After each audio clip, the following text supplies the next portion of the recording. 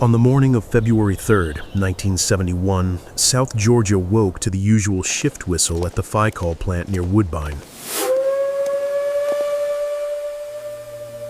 where workers in the long building M132 hand-assembled signal flares and trip flares for the Army.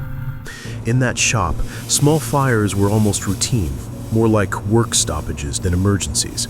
Toss sand, turn a valve, crack a window, then get back to it. But one spark ran along the conveyor and into the trays, turning the ordinary into something deadly.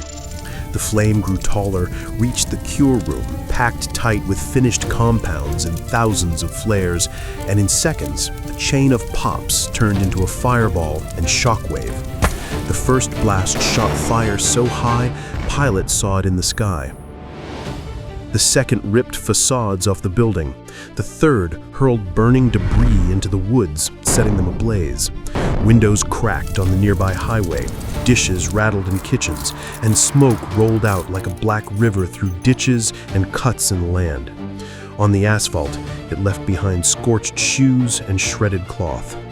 There weren't enough trained crews nearby, but there was enough grit. Volunteers showed up first, then firefighters from neighboring states. Pickup trucks became ambulances. Army helicopters hovered above. And in the hospitals, something broke quietly but profoundly. Partitions that once divided patients by skin color collapsed because a triage room doesn't ask questions when seconds decide. Stretchers rolled to wherever there was light and space. Nurses hid exhaustion behind brief smiles. Doctors held scalpels for as long as the day demanded. Life itself became the only argument. Governor Jimmy Carter arrived at the plant, listening to reports against the backdrop of molten concrete, where the words "flammable but not explosive" sounded bitterest of all. The harsh truth surfaced later. 3 weeks before the blast, the Army had reclassified the material from flammable to explosive. That shift changed how it had to be stored, how workers were trained, and how evacuation plans were written. It could have saved lives, but the notice got buried in paperwork. It never reached the women on the line. Investigators named 3 causes: the wrong classification, stockpiling along the line like a long fuse, and weak fire protection inside. Most of the dead were black women from nearby communities, homes drafty with red clay yards and heavy work. The lawsuits began while hospital blankets still smelled of smoke.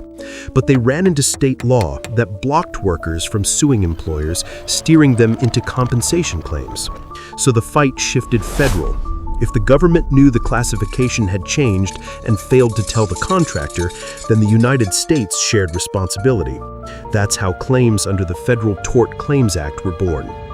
17 years of paperwork turned into delayed and never enough payments. But they left a mark on the law. Silence about risk isn't an oversight. It's a criminal cause of tragedy. At the plant gates, a granite marker bears the names.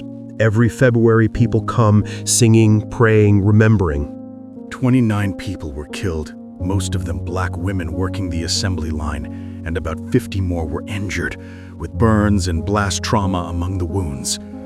The explosion leveled building M132, including its cure room and storage bays, leaving behind nothing but a charred steel frame and a scatter of scrap. Nearby sections of the plant partially collapsed and burned. The shockwave blew out windows and damaged facades across a wide radius.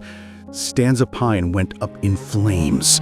A column of smoke rose so high it could be seen for miles, choking highways and overwhelming hospitals in the nearest towns. Industry took notes. Behind the dry phrase, hazard classification, stand real things. Spacing between shelves, the type of sprinklers, where to go when there's a small fire. The Woodbine lesson is about tomorrow morning. The phone call that has to get through, the voice that has to be heard, the doors that have to open on time, and the people who have to make it home. If that lesson stays alive, memory of the tragedy will not be only grief, but the reason why somewhere else, a small fire never becomes a catastrophe.